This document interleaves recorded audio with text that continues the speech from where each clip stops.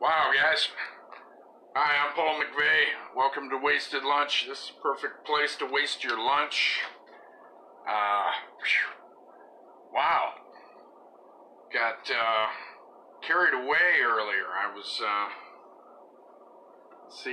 think it was yesterday's episode of Wasted Lunch, talking to people, and Jimmy suggested, I think it was yesterday, we were talking about it, or was it the day before? We were talking about, hi Sean, how we doing? I got on here a little late because we were talking about reading the other day, and Jimmy mentioned something about, hold on, I'll be back 1 second here, guys. Here we go. So I get the name right, Milton Friedman. Jimmy was talking about reading one of his books and suggested I should check out an episode of Phil Donahue with Milton Friedman on it. So I was watching that episode right before I went on the air, and then I got a call from my wife asking me, it was about 7 after 12, and she's like, what's going on? Why aren't you online? Why aren't you on? You know, why isn't the show on? And I'm like, oh my gosh, I got wrapped up in this old Phil Donahue show with Milton Friedman. Very interesting stuff. He's a Nobel Award-winning economist. Okay. Something I, normally would not be reading or watching any interviews with somebody of this, not big into reading about economy and stuff like that. But it was very interesting. And that's why I lost track of the time and ended up being a few minutes late. How we doing, Sean? What are you doing, dude? See, this is just goes to show you that I do listen to you guys, and you guys give me suggestions about things to look up and look into. I do check them out because, like I said, I don't think I've heard too much about old Milton Friedman. There's Jimmy. How we doing, Jimmy? I ended up being a couple minutes late. I started watching Phil Donahue with Milton Friedman on it, thanks to you. Yeah, that's what I was watching. I got kind of wrapped up in it, and then my wife called to let me know what's going on. That why isn't the show going on? And I'm like, oh crap, I gotta get on. So here I am. Sean says, kind of bummed. I thought they said it was supposed to storm. Yeah, well, it was raining pretty good earlier where I live. It was coming down pretty heavy there for a while, and then it stopped and kind of, what's the word, petered out, I think is the word. But now it's just threatening to rain, but it's not raining right now. But yeah, ended up watching that. Let's see.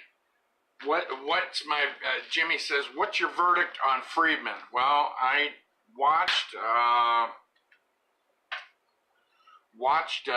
episode of Donahue. It was 1979, and I watched about 40 minutes. I'm estimating of the show to the point where the audience was getting to ask Milton about where they were able to ask him questions from, right from the audience. And I'll tell you what, the man is no dummy. Oh my gosh. And he has opinions, and I could see how man could stir up controversy, but he makes a lot of sense. He not only has opinions, but he's got good reasoning and facts to back up how he feels. So I was quite impressed with what I saw of Milton Friedman. I was very impressed. And that's just from watching some Donahue. Jimmy says, sharp as a tack. No kidding. I mean, dude, he's which I'm guessing he's no longer with us. I would guess he'd have to be really old because he was pretty old in the 1979 episode of Donahue. But yeah, real sharp. I agree with you there. I mean, dude, and makes sense. Very practical minded. Let's see. Jimmy says Thomas Sowell. I'm going to try and pronounce it again. Sowell is awesome as well. Sowell. Yeah, now. All right, I'm going to go ahead and write it down. Might have to check into him too. Sowell. Okay, he said, yeah. Sean says, yeah, he passed a little while back. Wow. Yeah, it is, dude, very smart, and I'll admit, I am, probably going to look more into Milton Friedman, because dude's he makes sense. All right, he makes sense, but, Jimmy says, I love the great thinkers of our time. Yeah. Well, I'll tell you what, you picked some interesting reads, and I'm glad you share, because, I've always had, I've always enjoyed reading from some of the thinkers that we've had in history, and there's a lot of good books out there. I grew up, I feel that I lucked out growing up. Some of the men that I had my life to look up to in my family were great thinkers themselves. My father and my uncles were some very wise men. My cousin once referred to them as the three wise men, and they all were very smart, deep thinkers, and I was blessed to have these guys to look up to growing up, and they're all gone now, which stinks, but I've actually been thinking about getting the pencil to the paper and trying to write some things that I remember from my uncles and my father, write some good stuff down from stories they've told me over the years. Let's see, Joe, how we doing? Jimmy says, no malice in his words, just common sense. Also a good read. Common Sense by John Stuart Mill. Hey, you dropping all these names? John Stewart.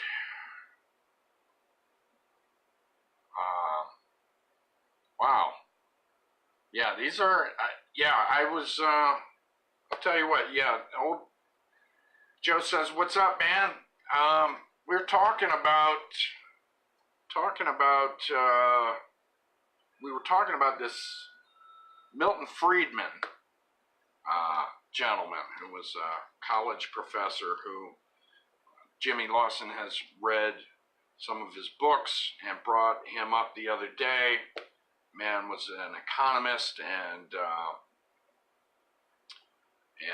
really I watched an old episode of Donahue with him, and what he was talking about mainly in that episode, a big bulk of it was about the government being way too large. Jimmy says, I think this is following with the Common Sense by John Stuart Mill, great part of our country's founding. There were a lot of sharp guys who found this country and wrote down a lot of great ideas for our government, fundamental ideas that we have definitely gotten away from. I'm not going to go all into that because I'll admit, we've just gotten away from what America was about. But that's a whole other ball of wax there, isn't it? And that that could get really big. And, but yeah, there, let me see. Oh my gosh, you know that book Common Sense you're talking about, Jimmy? I believe I have heard of that book, but I have not read it. I'm not going to claim to have read it. How about you, Joe? Do any reading lately? You know, I'll admit, lately I have been reading fiction. You know, I've been needing a break from the cold realities of life. I've been taking a break and reading fiction lately, which is something that for many years I did not let myself sit back and enjoy fiction. I unfortunately read way too much nonfiction, a lot of true crime, a lot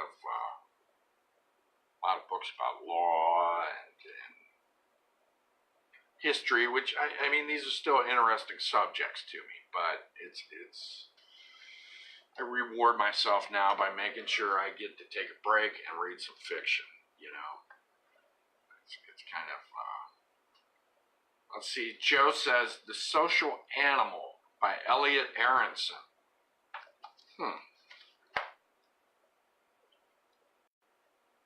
Elliot Aronson. See, I write this stuff down, guys. I told you, I do, you know, I end up checking out a lot of this stuff. Jimmy says, iTunes offers Mills and many other founders' writings for free. I don't know if I have iTunes. Okay. Is that, you know, I'm going to go ahead and sound ignorant. But they say the stupidest question is one unasked, but I imagine iTunes is an iPhone kind of thing, Apple thing or whatever. But I do have LibriVox on my old phone, okay? And I listen to LibriVox, so it might be on there. See, Joe is saying social psychology book, really good. Okay, and that was Social Animal by Elliot Aronson that Joe's talking about. I didn't write down the title of that, so I'll put it in there.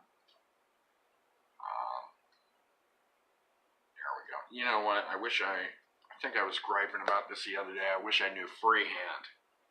You know, be able to write this stuff down real quick. I can always look over this and scroll through the comments later, but I like writing this stuff down while we're all talking. Social psychology book. I like psychology books. And, yeah, that Friedman dude, though, yeah, man, that dude ain't no joke. He makes sense. And the guy they were talking about, and what's funny is, it was 1979, and they ended up talking about heroin use. Okay, and whether or not it should be legal, okay, and Friedman was saying it should be legalized. And, you know, I mean, talk about, you know, something to really, that a lot of people would just have knee-jerk reactions without hearing this man through or hearing him out, you know, especially now. Now it's relevant, very relevant now, of course, with the heroin problems we have now. Joe says, The Social Animal is the title. Okay, I got that down. The Social Animal by Elliot Aronson. So I'm going to check out that too, and I want to check out this, some of these other names for some, you know, see what these folks are all about. I'm glad that, you know, I'm glad there's people still reading now. That's great, because I was in a little bookshop, a used bookshop I go to from time to time. Interesting bookshop, and I'll tell you what, I love used bookstores, all right? I love them. Okay, they're kind of like a jungle, and I like exploring that jungle of old books. I love the smell. I love the smell of old bookstores. I like going in and filling my lungs with that fragrance of old books. I know it's goofy, but I do. I like it, and I like exploring and searching and digging and finding things. Well, this old bookstore is amazing. They have piles of books because the shelves can't hold all the books they have. So they have piles of books that you might have to root through to find that treasure, that goodie that you really want, and risk knocking over 3 or 4 piles of books. I mean, it's total mess in places in this bookstore. Now, this bookstore is in, I guess you'd say, Richville Heights. Is that what the heck it's called? Up towards Perry, off of Navarre Road. And what's interesting about this bookstore is this makes it even better. It is in the same building that a car garage is in, an old car garage, all right? Half of it is a automotive garage, half of it is a bookstore, all right? It's beautiful. I love it. And there are books from the floor to the ceiling. Every empty nook and cranny has a book shoved in it. You know, everything isn't necessarily in alphabetical order or anything like that. They have the books roughly divided and categorized in subjects. You know, there is like a fantasy and science fiction area and some westerns. There is nonfiction. There are instructional type books, but I think it's called A1 Bookstore, and it's a beautiful place. Usually there's a little old lady working in there. Her daughter really owns the shop, but sometimes there's this old furry cat walking around, you know, getting fur on books. You pick up books and there's hair clods stuck to the books, right? And awesome bookstore. Let's see, Joe says, I just ordered Carl Panzram's biography too. Wait, hold up. Panzram, was he the killer?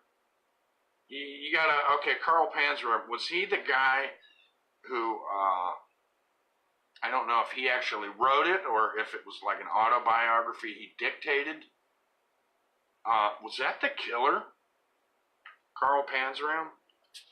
That name sure seems familiar. Jimmy says, check out the Free to Choose on YouTube. Gore Vidal, or is it Vidal? I forget how to pronounce it. Okay, Joe, I'm guessing that's you, said yes. Popped up in a weird little blue bubble. Okay. Okay, the little bubble is so I can see whose it is. Gore Vidal. Am I saying that right? Milton Friedman, Thomas Sowell, and many others, socialists, capitalists, communists, debate topics of their day, which also kind of mirrors our current issues. Great watch if you have a taste for politics. Well, you know what? That might be worth looking into. Let me see the name of that. Free to Choose on YouTube. I'll tell you what, I'm going to go ahead and admit, it'd probably be easier for me to YouTube it and get into it and sit back and kick back and watch than reading the book. Although I love reading. Joe said yes, and Joe's got to go. Have a good one. Thank you, Joe, very much. Oh, and Joe, one time you said something about keeping humble, and I don't think I responded, but yes, I will always be humble, dude. Always, I'm just, you know, you said that one time during a show, and I don't think I responded, and I don't want to seem like a conceited prickalodian, so, yes, I'm always going to be humble, dude. I know, that's way back, and you're probably like, when the hell did I say that? You said something about staying humble. I'm there, buddy. You have a good day, too, Joe. Have a fantastic one. Jimmy says, a long series, though. Yeah, well, see, that's, I'll tell you, for all the evils that come with the technological age we're living in right now, for all the horrible things it can be used for, one of the most amazing things is the is all the information that has been uploaded to online and converted so we can see it all. Joe says, I know you will, about staying humble. That was after your mobster dream. Yeah. Well, I'm going to try not to be a mobster. Okay. It's just a dream. But, yeah, what I was saying about, all this information being uploaded online is that is a beautiful thing. There are so many books, and I'll admit it, guys. I will admit it. Although I have lots of old books and tomes, even a lot of leather-bound books that, I will peruse in my private collection. There are a lot of books out there that I'll be honest about, I probably wouldn't give a second glance at. But with things like LibriVox and I imagine the iTunes, I can play these things, with the audio and sit back and listen, and I will give that chance to that information, to that old book. That, it's so easy. It's so easy now with the 21st century mind to start reading and be like, where is this going? The old style language, it's dragging and this and that.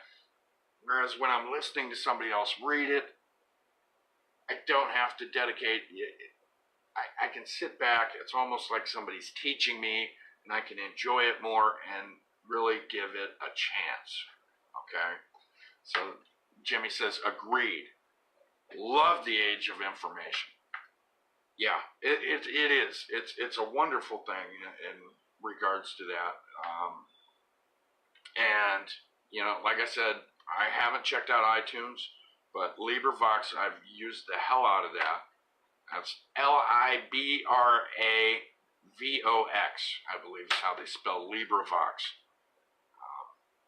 Some people might pronounce it LibriVox. It's more like library that way, but I think it's LibriVox. Either way, it's awesome, and the awesome thing about it is the people who are reading these books, okay, which are like public domain books, are the books they're reading. Okay, they're not making money off of this. Okay, these people volunteer their time and effort into reading these books and recording themselves and uploading it to LibriVox.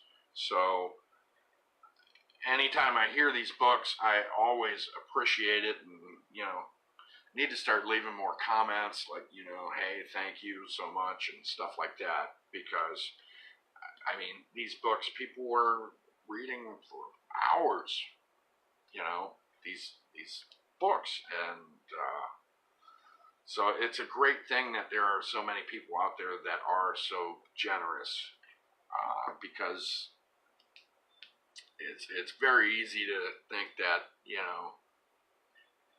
when you get used to living, and it's very easy to get cold and think nobody cares. It's very easy, I had a little glitch there. It's very easy to think, that the love for people, that people out there don't care about their fellow man, but obviously a lot of people still do, to dedicate that much time to giving people information and knowledge for free that says people out there do give a crap. Jimmy says, I'm almost positive you can get the iTunes app for any device, I think.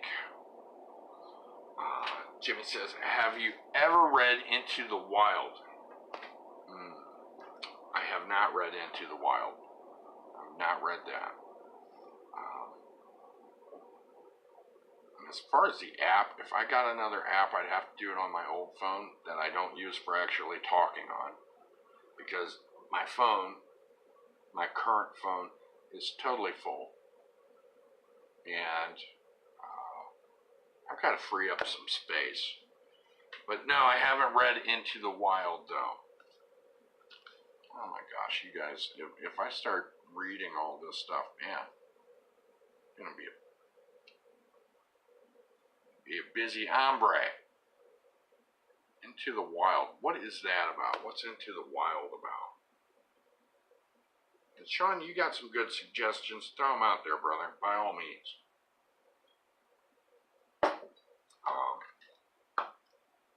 Because I know you've done some reading, boy. Into the Wild. Now, haven't read that one.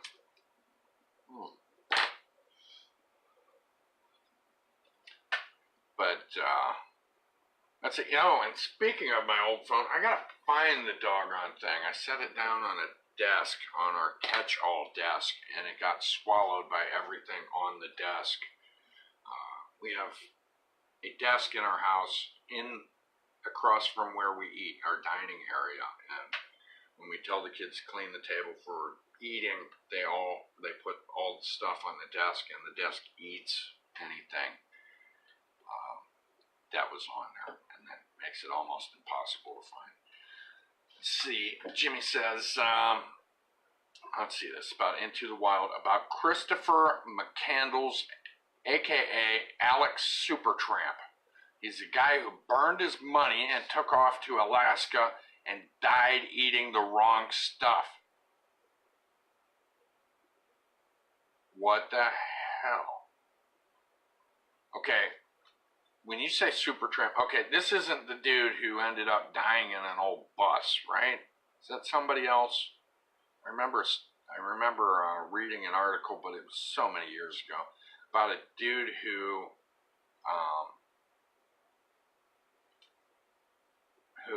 ended up being out in a bus or something and dying. I don't know. Living out in the wild. Maybe that's the same guy. Sean says, I like Civil War books like The Killer Angel. Killer Angel. Angel. Okay. Let's see, Jimmy responded to my question about Into the Wild. They did make the movie about him. Yes, it is. Okay. All right. Dude, I remember, I can't remember what publication it was, if it was Time Magazine or what magazine it was, but I remember reading about him and seeing pictures of him and the bus they found this dude in, and just being like, damn, that's kind of sad. But Into the Wild, they made a movie about it too. Wow.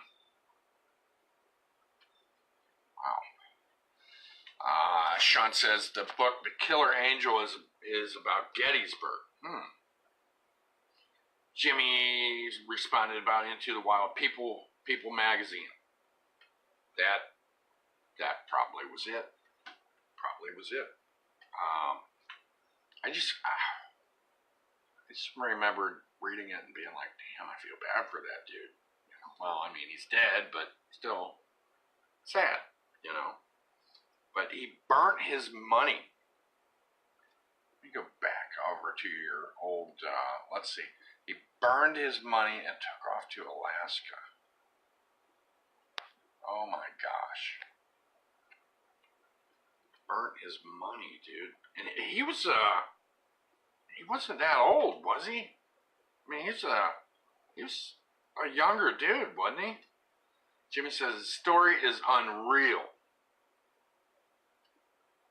Wow. That is just the whole concept. Dude, taking all his money, burning it up, and then going into the wilds of Alaska. I mean, just talk about turning away from society, Talk about going wilderness family, man. Wow. It's just... And when you say he burnt his money, okay, then it makes it even crazier, because it's like, okay, this wasn't just a homeless dude who had nothing else going for him. I mean, if you say he burnt his money, it makes it sound like, dude had options, but that he,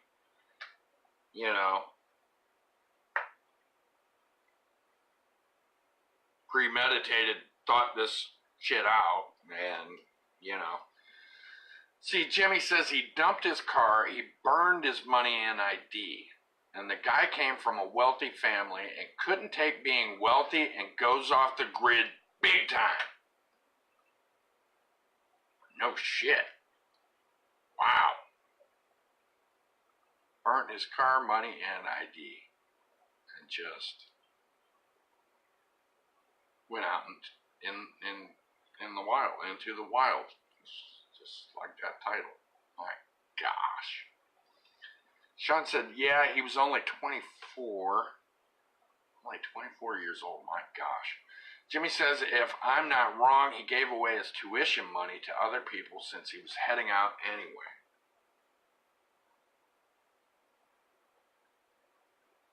Wow.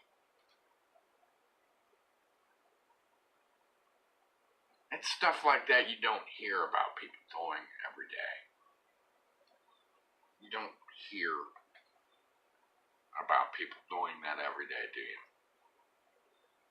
I mean, yeah, you hear about people going off the grid and homesteading and stuff, but I mean, I've seen a lot of videos and read a lot of stuff about people homesteading and going off the grid, and I've seen where these people used a lot of money to go off the grid too, a lot of people.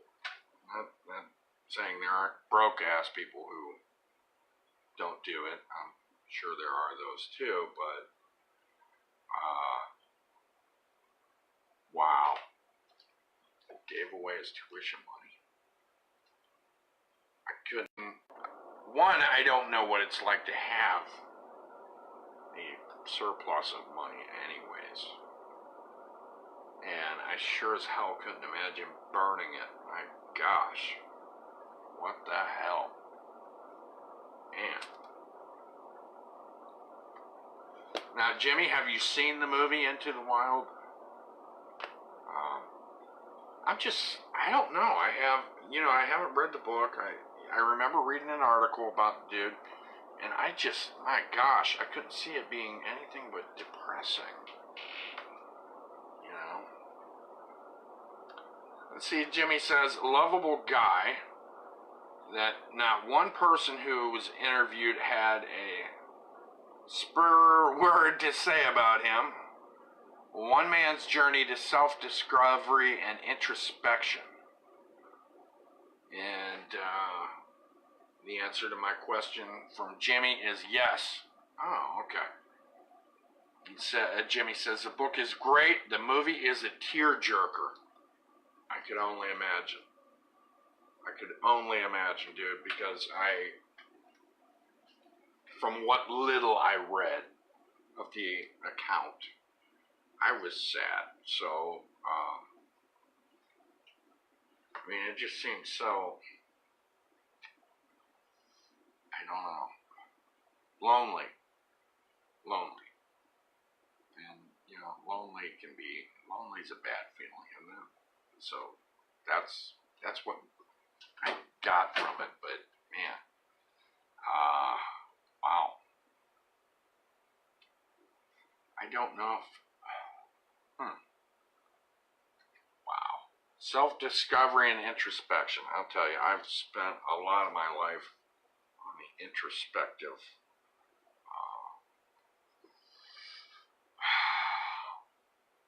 thought waves, and sometimes I wish I didn't. But, you know, sometimes I've been guilty of overthinking a lot of shit. Sometimes, anyways, I don't know. But Sean is asking, wasn't Vince Vaughn in the movie? That would be a question for you, Jimmy, Sean's asking. Because obviously I haven't seen it. Let's see, Jimmy says, well, thanks for the show as usual. Got to get back to work. I'll finish this episode afterwards. Have a great one. Have a good one, sir. Well, thanks for being on here, Jimmy. Thanks for spending your time with us as usual. Very, very illuminating and fun. So be careful with your job, and I hope things go swimmingly with you. And I hope you enjoy the rest of the show.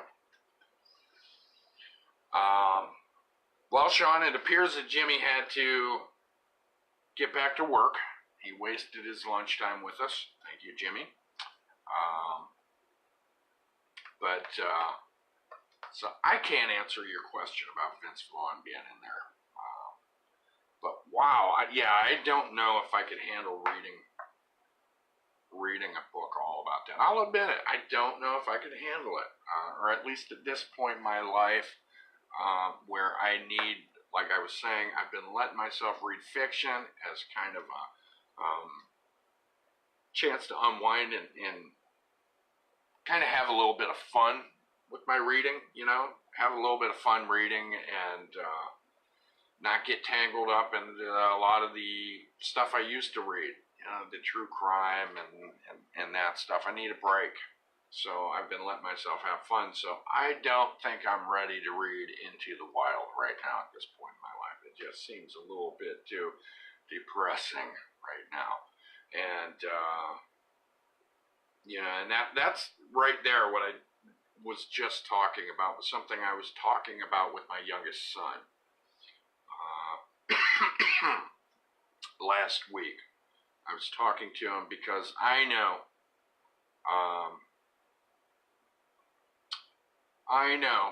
from being a parent, and I know from being a kid and growing up into adulthood, I know that I can't shelter my kids from everything. And my God, you sure can't shelter them from all the information out there, especially now with the smartphones and the internet and everything else.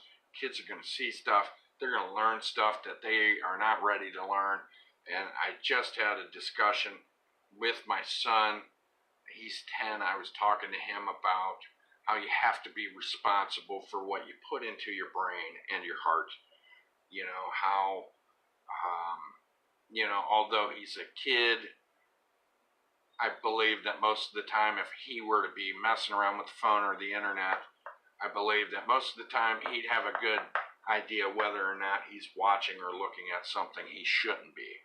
And he needs to tell himself not to, because, like I said, I know I cannot completely police everything he sees. He goes to school, those kids got phones and all this other jazz. He's going to be exposed to things from the internet that I would not want him to see. But, so I was talking to him about choices and decision making when it comes to what you allow yourself to read. Pardon me, guys. What you allow yourself to read and watch and put into your mind, just for your own personal health, and that's why I said, and so, in a way, when I talk to my kids about stuff and I'm kind of preaching or teaching to them, I'm teaching myself and preaching to myself also. Bad cold, I guess, on its way. 'Tis the season, and I smoke. But, so I have to listen to my own. I need to practice what I preach, and that's what I try to do. So I've been trying to be careful what I put in my noggin so that, I can stay relatively sane and happy too. So I'm going to stay away from Into the Wild. Maybe someday I'll be ready to read it. Not today. Sean said, Sean said, it is a sad story. I think he also left a SOS message. Yeah, see? Yeah, I don't need that right now. Sean says, I didn't have a phone until 12 and a smartphone until 15.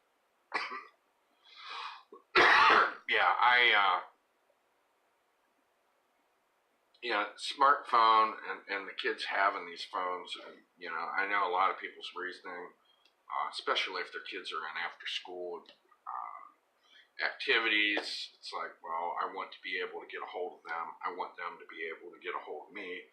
Something goes wrong, I want communication, so for their safety and my peace of mind, and I dig that. I understand that, but my problem isn't with the kids having fun to where they can contact you. My worries are, of course, kids being able to get online and have access to everything, and that makes such a bigger challenge for us as parents to try and limit that. Now, I believe, I don't want this to come off, I am not a big censorship guy, okay? When I believe when somebody's a grown adult, what they look at or whatever, as long as it's legal stuff, there are things out there that should not be online that are illegal, that people peddle. I don't want to go into that stuff, but there's stuff out there that shouldn't be out there for weirdos to look at. But I'm just talking the internet in general. Obviously, if you're an adult, I don't believe that everything should be, you should be forced to. I don't believe in big censorship. All right. Unless it's coming to some of those illegal things that I don't even want to talk about.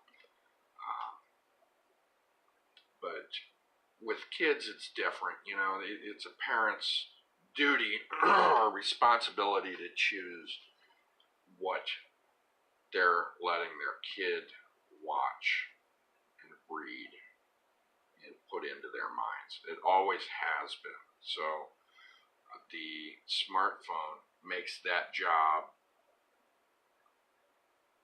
incredibly difficult to do if your child has one. Okay. Because if I would have had a smartphone as a teenager, let me tell you, most of the time would not be watching stuff that was informational in a good way for me. I'll admit it. Sean says, yeah, I see all these 3-year-olds with tables. That's what you put. I imagine you mean tablets.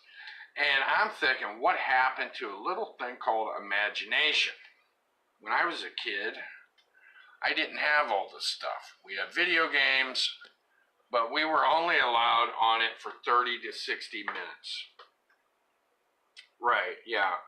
People are just dropping tablets and phones and stuff right into kids' hands. And I know a lot of the time it is, I see these people, I've talked about it before at the doctor's offices. I take my kids to the pediatrician. There's other people wheeling their little kids in their strollers, and boom, this kid's got a huge tablet, and they're, and I know people are doing it to occupy their kid.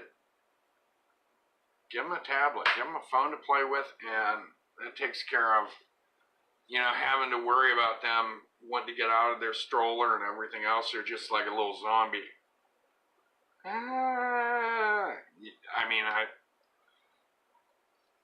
All you got to do is go in public somewhere to see all this taking place. These kids are being indoctrinated into this stuff, from birth. From the time they can hold something up with their hands and move their fingers around, these kids are being given tablets, and it's kind of scary. But as a parent, I do have the choice as to whether or not my kids can have that stuff. I do have the choice, and I do have the responsibility. So,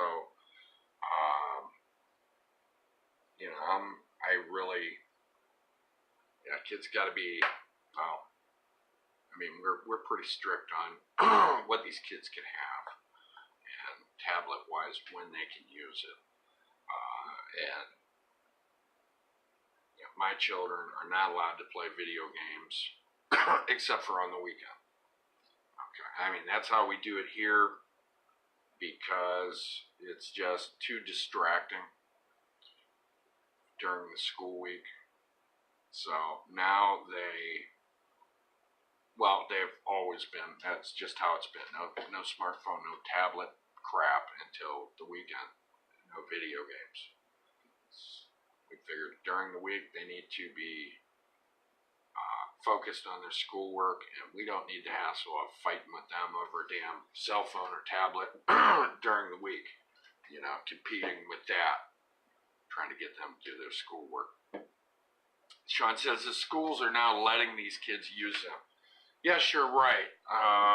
There are a lot of schools that now have what I forget the term I heard at one school orientation that I went to for one of my kids, but I forget what it was called. If it was called media time or some stuff like that, and it was a free time for everybody to whip out their phones and tablets and laptops and stuff, and you know, kind of go wild with that stuff for a certain allotted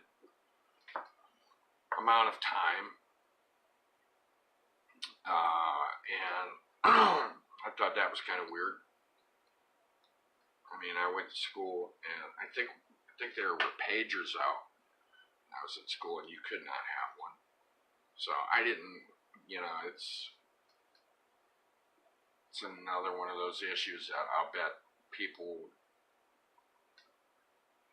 would argue about. But yeah, I mean,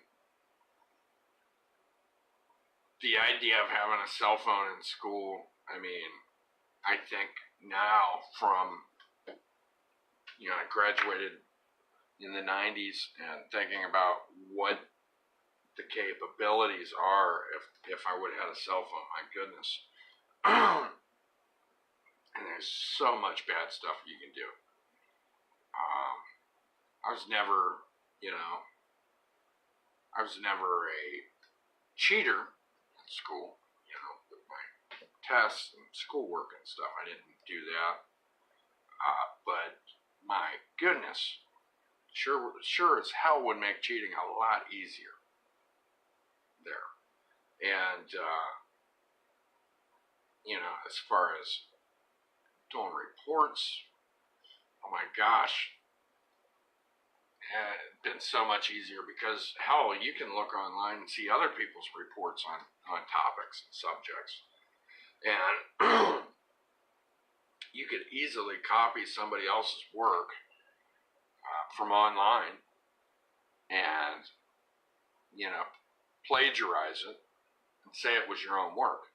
Now, back in the days when I went to school, okay, you could plagiarize things like right out of an encyclopedia or whatever, but it was a lot easier for a teacher to figure out that you were plagiarizing. You know, they could look at the language being used in your report and be like, okay, you ripped this straight out of an encyclopedia, and they could look and they could find out even where you ripped it off from a lot of the time. In fact, when I was a little kid, okay, I said I wasn't a cheater. Well, I'll tell you why I wasn't a cheater. I one time did sort of cheat on a report. I did rip stuff straight from a book. Did a report on ulcers of all things. But and took a lot of the information right out of the book and just printed it out. Well, my teacher pretty much figured that out and gave me a low grade because of it. So, but now, I mean, you could look up somebody else, you know, somebody else has something online that is in regular language and is a report on something. You could look at it and be like, that looks pretty good, you know. You just copy and paste that shit and have yourself a winning report. You know, let's see.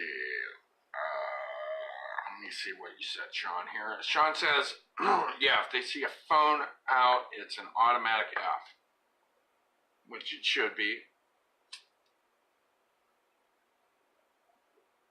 But yeah, oh my gosh. Possibilities for cheating on stuff. Endless. The shit people are watching on that these kids are watching on their phones and sharing with one another in the school, all the inappropriate stuff. I mean, it's got to be all kinds of horrible stuff these kids are watching and sharing with one another and spreading all kinds of terrible things. You know, just, oh my gosh, all the stuff that has nothing to do with school that kids can be getting into. It's amazing. And you know, it's kind of literally, you have the world at your fingertips with the old smartphone there. I mean, you can just look up anything. And when those kids have that stuff away from their parents, I mean, most kids are going to look at whatever the hell they want to. That's the nature of being a kid, looking at stuff you're not supposed to look at. But, yeah, and I'm sure there's plenty of people who out there, you know, disagree with me. Whatever, that's fine. But, you know, and I don't try to suppress knowledge in my kids' lives. What I try to do is try and let them learn what I believe they're mature enough to learn about, you know, because I want my kids to enjoy being kids. Childhood is already very short as it is. It's a very short span of time that we get to be kids. And I don't see a need to rush them through it any faster than they really have to be. Okay. You know, the world is growing.